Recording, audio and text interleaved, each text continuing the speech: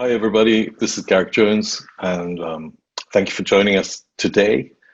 I'm here to talk to you about the process of my writing this book, The Curious Advantage, and about curiosity and what we learned about how to transform our lives through curiosity. Amazing process.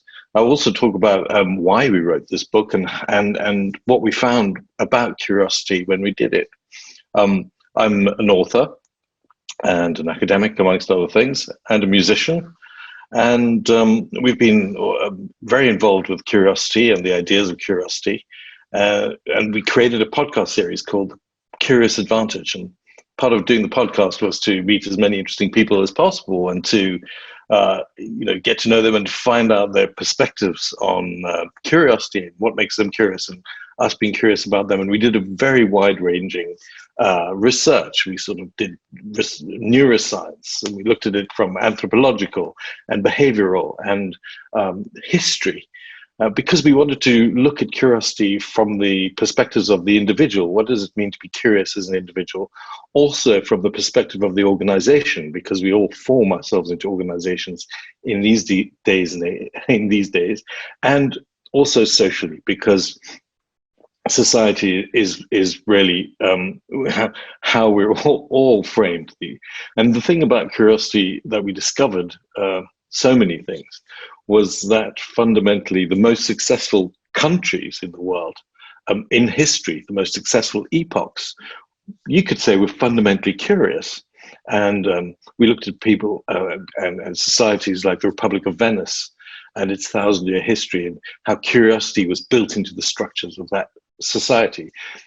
We looked at the Chinese and the Mongol, and we looked at the Ming dynasties there. We looked at Syria, and we looked at Assyria.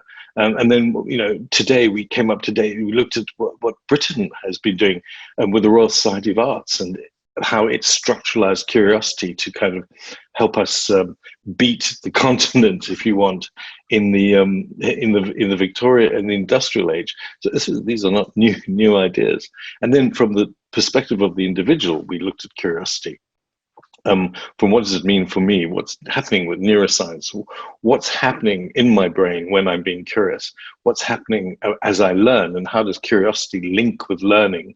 And I think the fundamental question we wanted to ask was, how is curiosity valid and viable in the digital age? Mainly because of the following reason.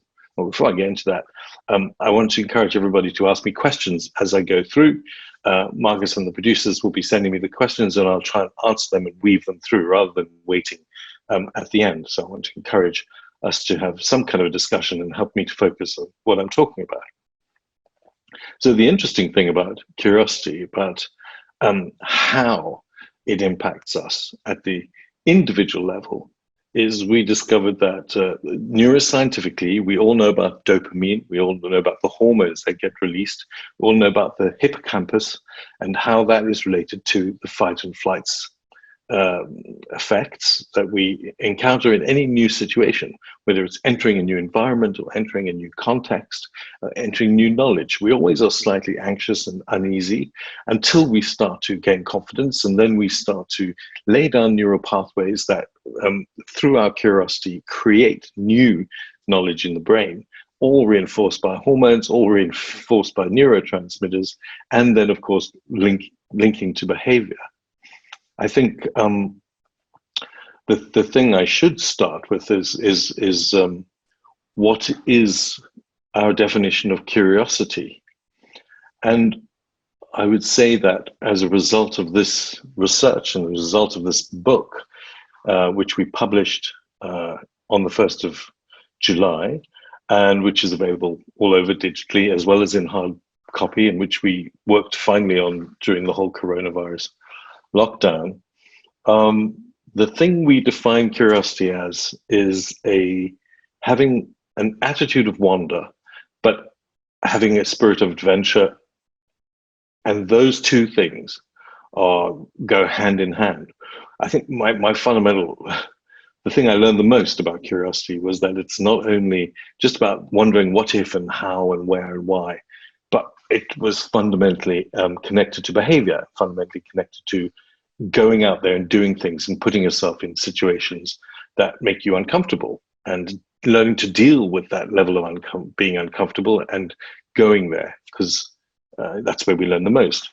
The interesting thing about curiosity in the digital age is that we have an infinite amount of information, not necessarily knowledge, available to us. And how do you make sense of that? How do you weave your way through the labyrinth of the internet and all this data that's available? And the key thing for us, as we discovered with curiosity, is that being curious needs to be linked to how you are curious. It comes back from, it's fundamentally linked to behavior. It comes back right to the meanings of the word curious come from, there's the French, of course, curiosity, but when you go back to the Greek, it relates to words that link to the gadfly that irritates the cow in the field, for example. The cow is always being irritated, and it's moving and shifting because the gadfly is continuously irritating it. But it's also linked to notions of cycles or estrus, and curiosity is linked to secular ideas, and the ideas that you come back and you do things over and over again. And curiosity is fundamentally linked to making and doing. And we think another one of the big ahas was that if you're curious, you're actually not just wondering something, you're going forward and you are trying something, and you are learning by doing, and you are getting involved, and you're putting yourself at risk in some way to kind of learn more. I'll talk about that a little bit more as we go on. The digital has informed everything that we've done in this book. I wrote it with two other authors, Simon Brown and Paul Ashcroft. And we came to this book because we've been doing a lot of work on knowledge and culture, and lots of projects on how do we enable organizations and new ways of working using digital age. And we kept on coming back to the cultural tropes, if you like, of being inquisitive, having inquiry, but then also documenting, and also learning by doing and making and testing and iterating and sort of designing and so on. Design thinking came up a lot too. And this idea always got synthesized into curiosity. And then we thought, well, let's take all our great conversations and all our research and start just fundamentally putting it into a book. And the way we worked, we were in 3 different places around the world. We set up an Evernote, notebook, which we shared. And we started to dump all our research into that from all over the place. Because, as I said, we were looking at a kind of multidisciplinary idea of what curiosity could be. And after we'd gone through that phase, we realized we needed to start clustering the data.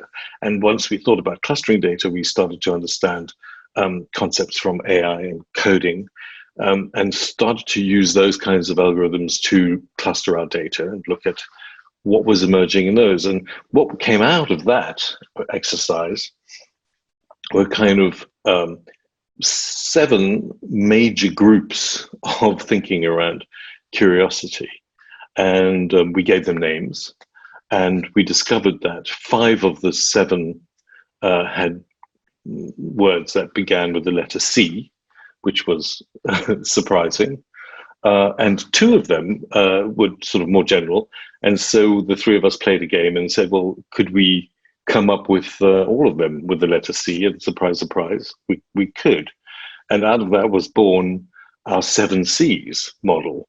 And of course, when we came up with the 7 Cs model, we realized that there was a metaphor and a metaphoric connection with our idea of exploration and being curious. And so we had a metaphor about 7 Cs. What we don't claim that we have a model of curiosity that is universal and fixed. We don't claim to have figured out curiosity. What we claim is that if you are going to be curious, there are probably 7 things you should pay attention to. And those 7 things are context, community, curation, creativity and construction, and criticality and confidence. Those are our 7 C's: context, community, curating, creativity, construction, criticality, and confidence. And they all relate. It's a fuzzy system. They all relate. You can use it, but I'll talk about each in turn. And I'll also talk about the podcast now. To continue watching this video, click the link in the top left or in the description below. Or visit iai.tv for more debates and talks from the world's leading thinkers on today's biggest ideas.